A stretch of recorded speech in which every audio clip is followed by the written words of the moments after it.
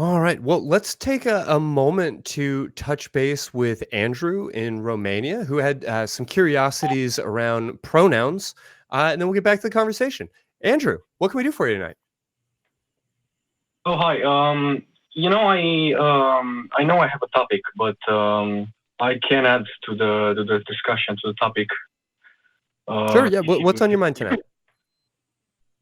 well, growing up in Romania, I've noticed that there is sexism, sure, but I know it's kind of muffled here. People generally don't talk about it. I mean, I'm not sure there's any other country that's so passionate about things as the US. One thing I noticed is that I have a few female friends. They usually don't complain about things they had to endure. That's not to say that they don't go through things that I don't understand, but usually they say because I'm a girl, I get certain advantages. What I have noticed, which is a trend that really upsets me, is a mentality that both men and women share in this country, where they say that I'm a girl or I'm a woman, and I should be allowed to do this or I should be allowed to go first or something like that. And what upsets me about that is that that hurts women the most because it implies that they're inferior in some way or they have a disability. But people don't realize this, you know. I think that that's fair to say, and I do think that there are really valid concerns here around women always going first and some of these notions. But I have to say the women who are taking advantage of this system are not the ones that I'm concerned about. Those aren't necessarily the folks that I fear are doing like significant, meaningful damage, even if that may be a factor. I mean, does that all feel fair, Andrew? No, I agree with you, but it's not just about these women. It's about the men who instill these values, let's call them, into women. Because I hear fathers say that to their sons, "Hey, leave her alone. She's a girl." Something like that. But yeah, it's not sure. It's not a big concern. I heard what you were discussing about, and I agree. But again, everything here is kind of muffled. Even gay rights. For instance, we had a referendum of some sort in 2018, I believe, or 2019. Something about making marriage about a man and a woman, and it was rejected. So people here kind of have this baseline of, we don't really care that much, which is not a good thing. But like I said, we're not that passionate about things like in the US. Yeah, I mean, Anyway. whenever I hear that nobody is talking about a problem, I start to think like, oh, good, maybe there's no problem, but also maybe just nobody's talking about the problem. So Yeah. probably a little bit of a mixture of both, I would say.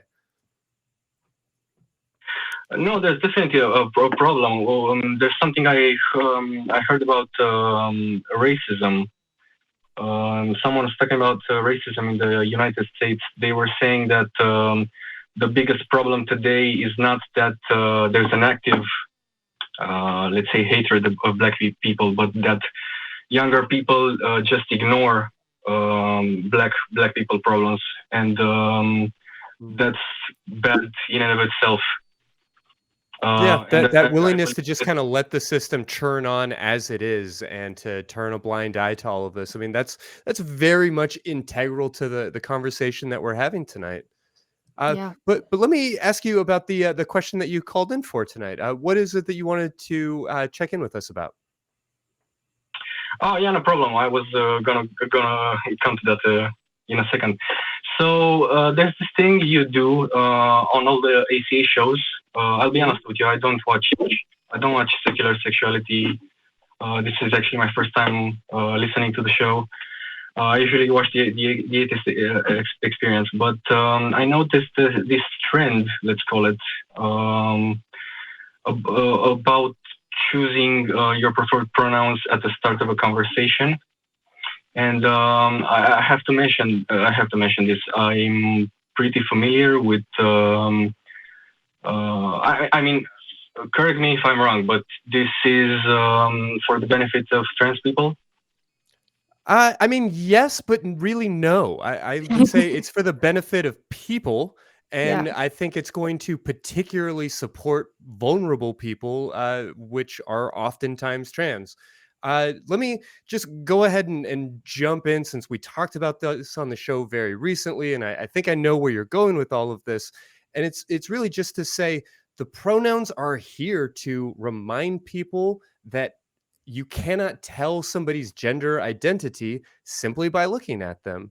It's Mhm. also to make sure that the performers, the people who are on the shows, have their gender identity appropriately recognized. It's not about letting people know what words we prefer, it's about allowing other people to see us correctly. And especially because we are doing all of this in this very unnatural, sort of bizarre, arbitrary. I mean, we're like right now, I have access to like 10 different voices in my earpiece. And to be honest with you, I don't often know who all of them look like, or I can't necessarily distinguish everybody's names. And now I'm talking to a stranger over the phone in Romania. I'm not entirely sure what city Eve lives in. And I know that there is an audience watching us all over the world. So, our sort of like natural, if we want to call it that, human patterns for how to address people, how to introduce ourselves, that notion of living in a band of like 150 people, all of that is broken. All of that is gone. And so we have to adapt to it. And if we want people to see us with any sort of accuracy, our culture, our technology, our society is going to evolve in some interesting ways and come up with some different methods for doing that. And giving our pronouns on the screen is just one strategy for helping human beings recognize and understand one another. How does all that land with you? Yeah, it's interesting. You see, I don't have a point. I was really just curious because there are some other things I should mention. First of all, I'm autistic, so you know, sex and sexuality and sexual identity was never really that big a part of my life. Mhm. So I'm just trying to understand this because you know, on the atheist experience, they often talk about trans people and especially trans women. They tell their stories about how when they were young, they always felt like a girl, let's say. And I started thinking about this, you know. So I started thinking about myself, like what do I feel like? Do I feel like a man, or do I feel like a woman, or what do I feel like? And to be honest with you, I don't really feel like anything. I mean, I'm a man. I'm happy to be a man, but I don't know. I could say that I don't really have a gender, or I don't really care that much. Sure. So basically, that's why I'm asking the question, not because I'm trying to imply anything or. No, and I Anyone. appreciate that. But I might express it this way. It is wholly possible that you are, quote, a gender, that you don't have a gender, and that's why you don't really experience it.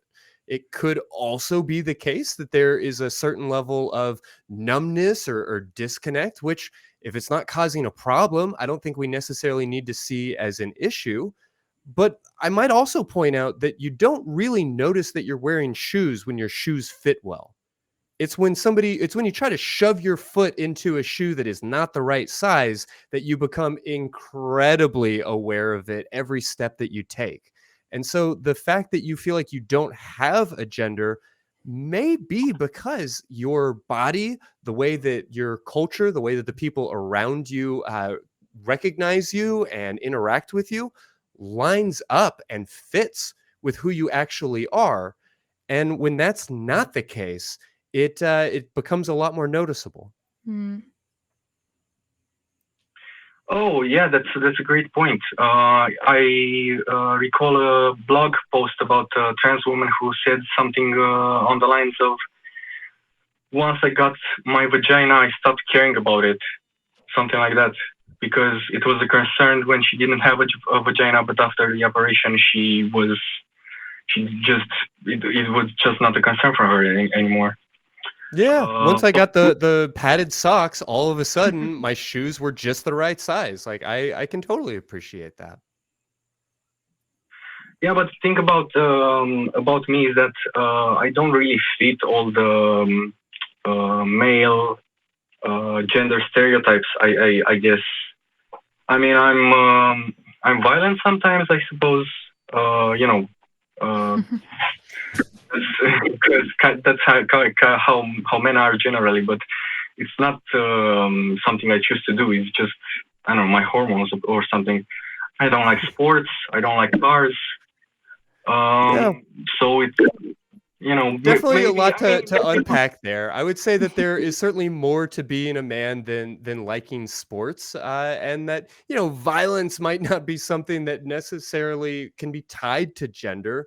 But generally speaking, I appreciate your willingness to be curious about these topics, and I think I would only insert before we let you go that regardless of how you feel about these things or what you understand of them or what your personal experiences are, I hope that you are willing to make space for other folks having different experiences and recognize that your own identity, your own fit, your own feelings are far from universal, even on something that seems really fundamental like gender. oh sure. So before I go, I wanted to ask one more question. So what does define a gender? I mean, what would define me as a man? Because isn't this all about how society interprets a certain gender? Yes and no. We attempted to answer that question on last week's episode or 2 weeks ago, I guess, last time I was on, and the answer we kind of came back to was like, I don't know. We talk about this for like hours every week, and I don't really know. Certainly, there is a lot more than I don't know when it comes to like gender theory and all of these other topics. You can spend an entire career barely scratching the surface on some of what has been written and everything else. But yeah, I don't think anybody can really tell you what it means to be a man or what your gender is going to feel like. I'd encourage you to be curious. I'd encourage you to explore, to hear about other people's experiences, to maybe dive into some of the academic thought and some of the scholastic work on these topics. But I can't really tell you what gender is, and certainly not what yours is. Okay. Well, thank you. It's been lovely talking to you. Hey, appreciate you so much. I hope you have a great night. Thanks, Andrew. Mhm.